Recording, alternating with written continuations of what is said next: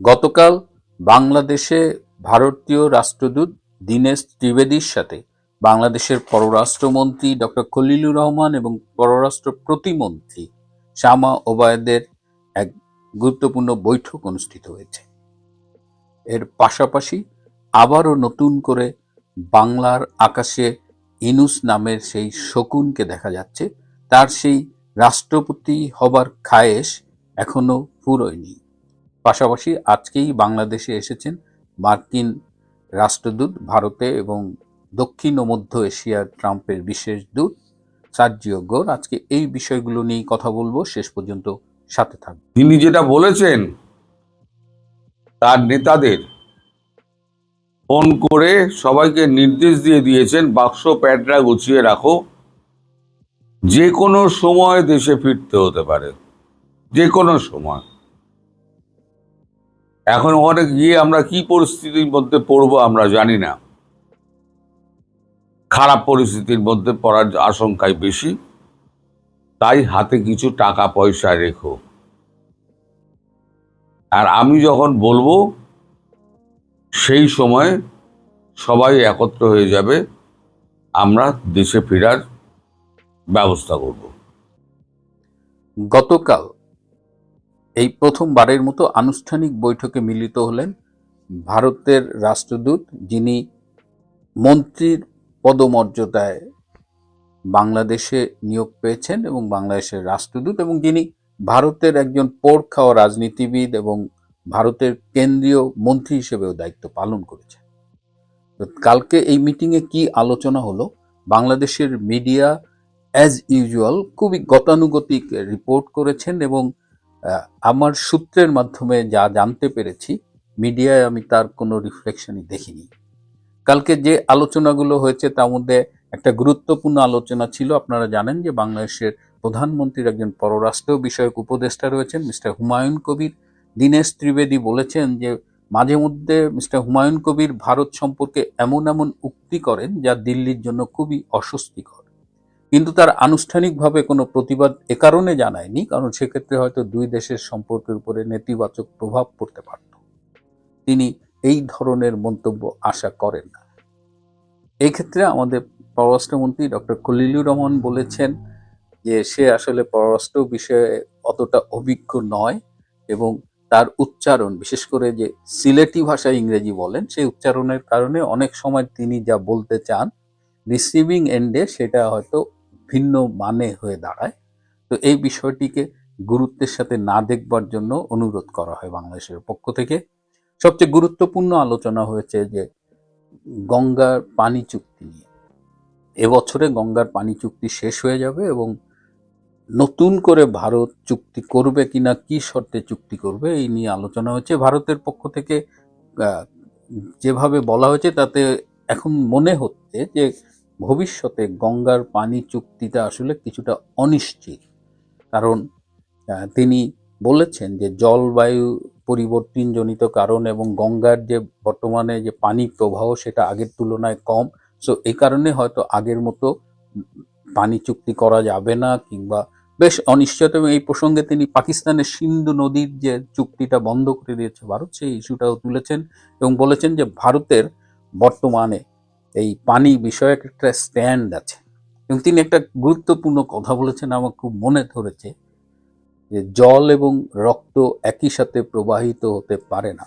এর দ্বারা তিনি ইন্ডিকেট করেছেন যে সন্ত্রাসবাদ এবং এই যে পানির ডিস্ট্রিবিউশন একসাথে হবে না। বাংলাদেশ সরকারকে এর আগে ভারত সরকার কিন্তু 58 পৃষ্ঠার একটা রিপোর্ট দিয়ে বিভিন্ন স্থানে কোথায় কোথায় জঙ্গিরা অপারেট করছে এটা ডিটেলস দিয়েছিল, কিন্তু আজ অবধি বাংলাদেশ সরকার তেমন কোনো স্টেপ নেয়নি এই জঙ্গিবাদ নিয়ন্ত্রণে। সে কারণেই বলেছে যে একদিকে আপনি সন্ত্রাস উৎপাদন করবেন, সন্ত্রাসবাদ রপ্তানি করবেন, আবার আশা করবেন ভারত থেকে জল, তো এই দুটা প্যারালালি চলতে পারে না। চীনের পক্ষ থেকে যে বলা হচ্ছে যে তিস্তা ব্যারেজ যে পরিকল্পনা, তারা এই ব্যারেজটা নির্মাণ করবে, ফিজিবিলিটি স্টাডি হয়ে গেছে, যে কোনো দিন কাজ শুরু হবে, এটি নিয়েও কিন্তু দীনেশ ত্রিবেদী আলোচনা করেছেন এবং জানতে চেয়েছেন।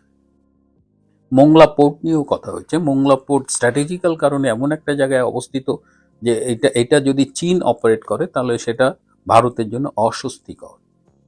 এদিকে চীনের পক্ষ থেকে বারবার বাংলাদেশ সরকারকে তাড়া দেওয়া হচ্ছে যে কবে তারা মোংলা পোর্টের কাজ শুরু করবে।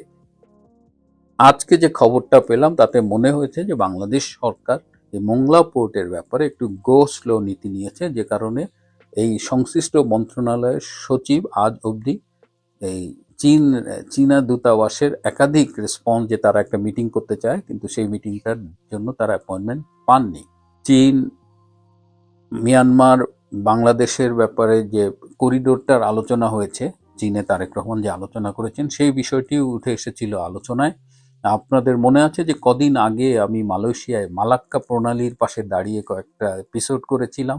এই মালাক্কা প্রণালীটা হলো যে আমাদের প্রশান্ত মহাসাগর এবং ভারতীয় মহাসাগরের মধ্যে সবচেয়ে সংক্ষিপ্ত রুট, এবং এটা সাউথ চীন সি এবং ইন্ডিয়ান ওশানকে কানেক্ট করেছে।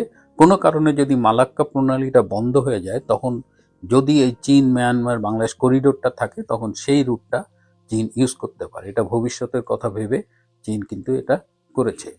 এছাড়া ব্রিক্সে তারেক রহমান যাবেন কিনা সেটি নিয়েও আলোচনা হয়েছে, এবং ব্রিক্সে যাওয়া না যাওয়া নিয়ে তারেক রহমান আসলে পড়েছে অনেকটা উভয় সংকটে। গেলেও সমস্যা, হয়তো আমেরিকা মাইন্ড করবে, আবার না গেলেও এই বৃহৎ একটা সম্মেলনকে মিস করবে বাংলাদেশ, সেখানে যাওয়াটা তারেক রহমানের জন্য গুরুত্বপূর্ণ। কিন্তু বাংলাদেশ বলেছে যে এখনো তারা এই ব্যাপারে ফাইনাল কোনো ডিসিশন নেয়নি। দীনেশ ত্রিবেদী বলেছেন যে প্রতিবেশী হিসেবে আমরা যদি বাংলাদেশের হাত ধরে না হাঁটি, তাহলে পুরা সাউথ এশিয়ার স্থিতিশীলতা বিনষ্ট হবে। এটা খুবই গুরুত্বপূর্ণ একটা কথা। এই বৈঠক চলাকালে দুইবার ডক্টর খলিলুর রহমান টেলিফোনে তারেক রহমানের সাথে কথা বলেন।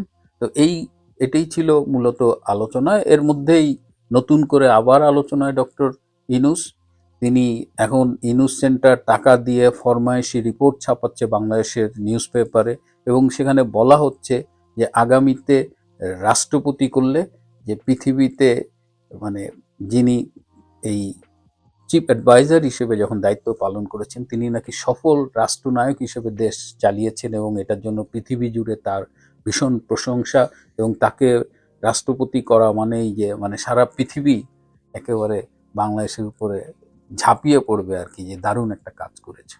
মানে ইনুস সেন্টার নির্লজ্জের মতো নেমেছে। এদিকে ডক্টর ইনুস মনে করছেন যে তারেক রহমান তার সাথে বেইমানি করেছে, কারণ লন্ডন বৈঠকে তারেক রহমান তাকে কথা দিয়েছিল যে তারেক প্রধানমন্ত্রী হলে তিনি যদি শারীরিক মানসিকভাবে সক্ষম থাকেন তবে তাকে রাষ্ট্রপতি করবেন। তো সেই ডক্টর ইউনূস এখন তার সাথে বেইমানি করছেন তারেক রহমান, তাই তিনি এনসিপি এবং জামাতকে বলছেন তারেক রহমানের বিরুদ্ধে আন্দোলনে নামতে, এবং বলছেন যত টাকা লাগে সব ডক্টর ইউনূস অ্যারেঞ্জ করে দেবে। সো একদিকে তিনি রাষ্ট্রপতি হতে চাচ্ছেন, রাষ্ট্রপতি যদি না হতে পারেন তিনি তারেক রহমানের বিরুদ্ধে আন্দোলনের পরিকল্পনা করছেন, এবং তিনি মনে করেন যে তারেক রহমান তাদের সাথে বেইমানি করেছেন, জুলাই সনদ বাস্তবায়ন করছেন না, গণভোটের যে রায় সেটি মানছেন না। তো এই সব মিলিয়ে তিনি আবার নতুন করে আলোচনায় আসছে, কিন্তু বিএনপির ভেতরে একটা প্রচণ্ড চাপ রয়েছে তারেক রহমানের উপরে যেন দলের বাইরে কাউকে রাষ্ট্রপতি না করা হয়, এবং রাজনৈতিক বিশ্লেষকরা মনে করেন যদি ডক্টর ইউনূসকে রাষ্ট্রপতি করা হয় তাহলে তারেক রহমানের জন্য সেটা আত্মঘাতী একটা সিদ্ধান্ত হবে, এবং ডক্টর ইউনূস দায়িত্ব নিয়েই তিনি বিপ্লবী সরকার গঠনের চেষ্টা করবেন। তিনি সবসময় বলেন যে প্রধানমন্ত্রী এবং রাষ্ট্রপতির মধ্যে ক্ষমতার ভারসাম্য থাকতে হবে, অর্থাৎ তিনি নানা রকমের ষড়যন্ত্র করছেন। এবং এই যে আজকে সার্জিও গোর এলেন, এই সার্জিও গোরের সাথে দেখা করার জন্য আপ্রাণ চেষ্টা করছেন ডক্টর ইউনূস। আমি জানি না শেষ পর্যন্ত তিনি দেখা করতে পারবেন কিনা। সার্জিও গোর এসেছেন 3 দিনের সফরে, তার প্রকাশ্য এজেন্ডা রয়েছে 8টা, আর তার হিডেন এজেন্ডা রয়েছে 12টা। মোট 20টা এজেন্ডা নিয়ে তিনি বাংলাদেশে এসেছেন। তার মধ্যে ইনক্লুসিভ পলিটিক্স, এই যে আইসিটির বিচারের মান নিয়ে প্রশ্ন উঠেছে। হিউম্যান রাইটস ওয়াচ তারা বলেছে যে এখানে যে আইন, আন্তর্জাতিক আইনের যে মানদণ্ড সেটা বজায় রাখা হচ্ছে না। তো এই বিষয়গুলো নিয়েও সার্জিও গোর কথা বলবেন। আওয়ামী লীগের প্রতিনিধিদের সাথে সার্জিও গোর বৈঠক করতে চান, কিন্তু আওয়ামী লীগের পক্ষ থেকে এখন পর্যন্ত ইতিবাচক কোনো সাড়া মেলেনি। সার্জিও গোরের পুরো সফরের উপরে আমার নিউজ টিম নজর রাখছে। আমরা সময় মতো আপনাদের বিস্তারিত জানাবো। তিনি যেটা বলেছেন তার নেতাদের ফোন করে সবাইকে নির্দেশ দিয়ে দিয়েছেন, বাক্স প্যাডরা গুছিয়ে রাখো, যে কোনো সময় দেশে ফিরতে হতে পারে, যে কোনো সময়। এখন ওখানে গিয়ে আমরা কি পরিস্থিতির মধ্যে পড়বো আমরা জানি না। খারাপ পরিস্থিতির মধ্যে পড়ার আশঙ্কাই বেশি, তাই হাতে কিছু টাকা পয়সা রেখো। আর আমি যখন বলবো সেই সময় সবাই একত্র হয়ে যাবে, আমরা দেশে ফেরার ব্যবস্থা করব। এর বেশি উনি কিছু বলেননি। এখন দেশে ফিরলে শেখ হাসিনা সরকার তো একটা তাকে চাপে ফেলার চেষ্টা করবেই। সেক্ষেত্রে ঢাল হয়ে দাঁড়াতে পারেন একমাত্র আওয়ামী লীগ কর্মীরাই। আজ লাখে লাখে কর্মী যদি তাকে ঘিরে থাকে, দেশের কোনো পুলিশ, কোনো সেনা, কোনো সরকার তার ধারে কাছে ঘেঁষতে পারবে না। তারাই আপনার ঢাল, এটা মনে রাখবেন। আমি ঠিক সময়ে আপনাদের খবর দিয়ে দেব যে তিনি কখন দেশে ফিরছেন, ঠিক সময় খবর দিয়ে দেব। আমি যেটা বলেছিলাম না, উনি ডিসেম্বর বলেছেন যে উনি ক্যামোফ্লেজিং করছেন, উনি ফিরবেন অনেক আগেই। আমি টাইম দিয়েছিলাম সেপ্টেম্বর, মনে পড়ছে? অনেকেই আমায় মনে করিয়ে দেন, আপনি কিন্তু সেপ্টেম্বর বলেছিলেন। জুলাই এসে যাচ্ছে, তারপর আগস্ট, তারপরে সেপ্টেম্বর। হ্যাঁ, আমি সেপ্টেম্বরই বলেছি। এবং গতকালকে আমি তাও এও বলেছি যে সেপ্টেম্বর অবধিও হয়তো অপেক্ষা করতে হবে না। তার কারণ মার্কিন রাষ্ট্রপতি ডোনাল্ড ট্রাম্পের সঙ্গে সার্জিও গোরের যে কথাবার্তা হয়েছে বাংলাদেশ নিয়ে, আমাদের পীযূষ গোয়াল সাক্ষী ছিলেন, সে খবরও আমি আপনাদের শুনিয়েছি। সেখান থেকে পরিষ্কার এটা বোঝা যাচ্ছে যে তারেক রহমানের কপালে খুব দুঃখ আছে, এবং তারেক রহমানকে সমূলে উৎখাত করার জন্য আমেরিকার যা যা করার দরকার আমেরিকা তাই করবে। কারণ বাংলাদেশের সঙ্গে আমেরিকার একটা চুক্তি রয়েছে, সেটা পশুখাদ্য থেকে অস্ত্র পর্যন্ত সব আমেরিকা থেকে কিনতে হবে।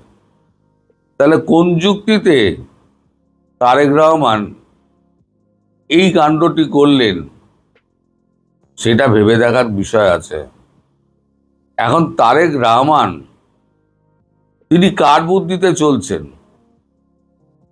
ওনার খুব একটা বুদ্ধিশুদ্ধি আছে বলে তো আমার মনে হয় না। এ নিয়ে আমার যথেষ্ট সন্দেহ আছে।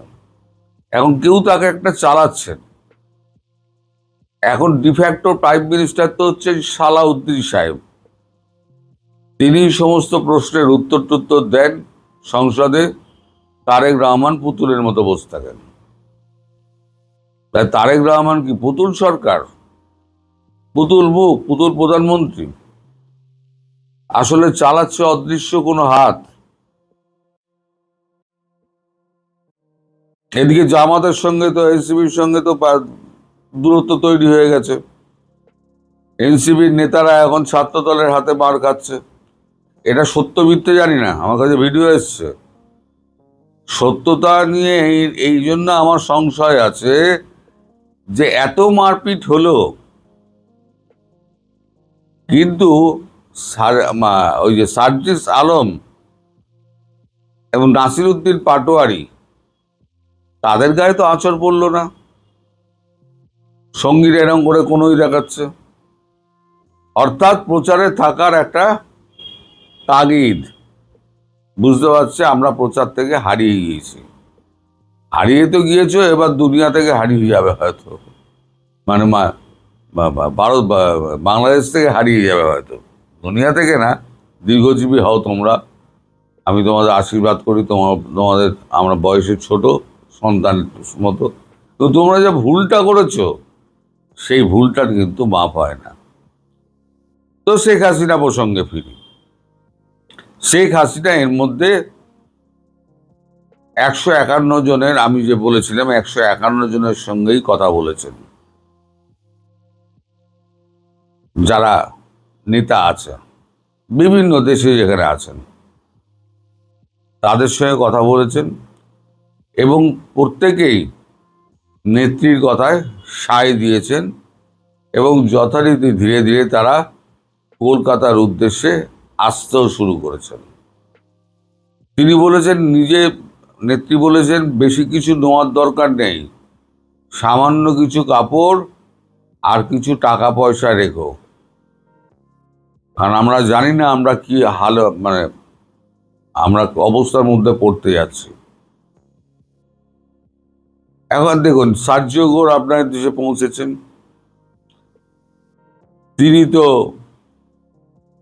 যা যা কথা বলার তিনি তো প্রধানমন্ত্রীকে বলবেন। দেশের চেয়ার দখল করে বসে আছে কে? দেশের চেয়ার দখল করে বসে আছে প্রধানমন্ত্রী তারেক রহমান। সারা পৃথিবী কিন্তু প্রধানমন্ত্রীকেই চিনবে, কনস্টিটিউশনে তিনি যখন প্রধান তাকেই চিনবে। এবার কে চালাচ্ছে পেছন দিক দিয়ে ইশারা কার, সেটা দেখতে যাবে না। এখন যে চাপটা মার্কিন যুক্তরাষ্ট্র দেবে, সেই চাপটাকে সামলানোর মতো ক্ষমতা রয়েছে? আমার তো মনে হয় নেই। আর ডোনাল্ড ট্রাম্প কিন্তু এও করতে পারবে না, ছেড়েও কথা বলবেন না।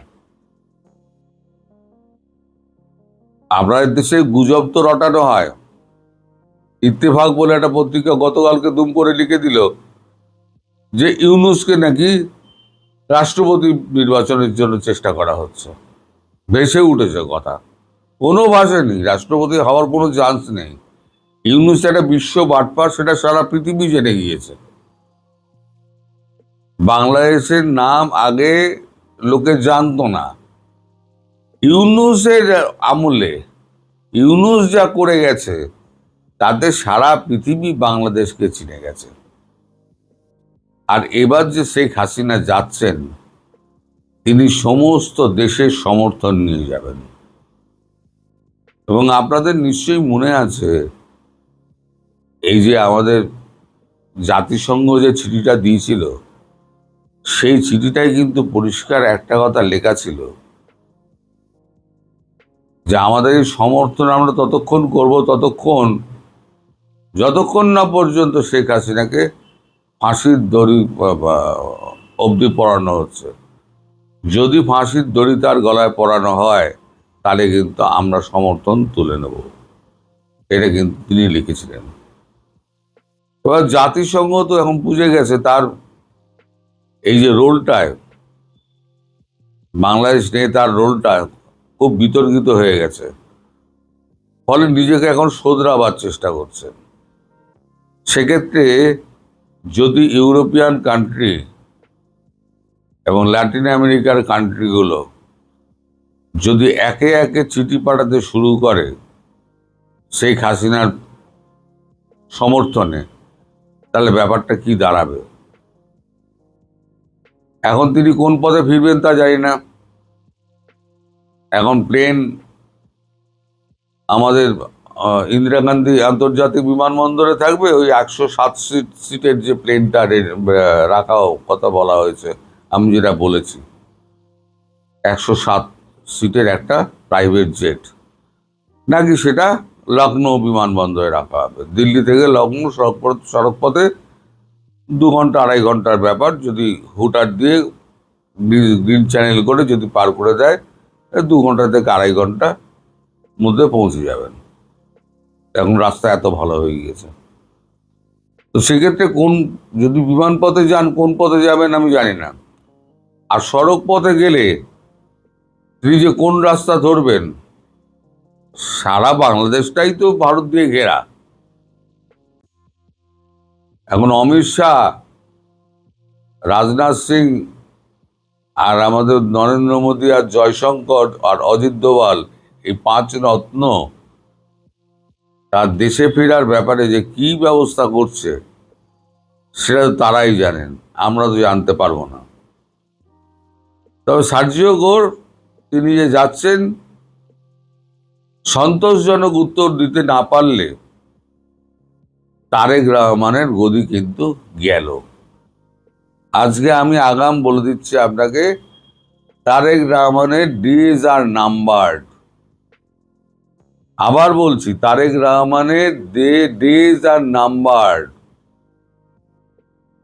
কিছু দিন অপেক্ষা করতে হবে, তারেক রহমানকে আবার লন্ডনের ফ্লাইট ধরতে হবে। এই সরকার টিকবে না, এই সরকার উল্টে যাবে, সেটা কয়েকটা দিনের ব্যাপার। এখন আপনারা সবাই নিজেরা প্রস্তুত হন। নেত্রী যে পথে ফিরবেন, আপনারা ঢালের মতো লাখে লাখে মানুষ তাকে ঘিরে থাকুন। ঢাল যদি মানুষের ঢাল যদি থাকে, সেক্ষেত্রে কোনো দেশের কোনো সেনা, কোনো পুলিশ, কোনো সরকার, কারোর সাধ্য নেই নেত্রীর গায়ে হাত দেওয়ার। আপনারা প্রস্তুত থাকুন। আমি সেপ্টেম্বর বলেছিলাম, হয়তো তার আগেই কোনো বড় ঘটনা ঘটে যেতে পারে। সবাই ভালো থাকবেন, সুস্থ থাকবেন, সাবধানে থাকবেন, এবং অমলের ইন্টারভিউটা আমি লিঙ্কে দিয়ে দিচ্ছি, সেটাতে আপনারা দেখে নিতে পারেন। সেখানেও সে ডিটেলসে সব কিছু বলে দিয়েছে।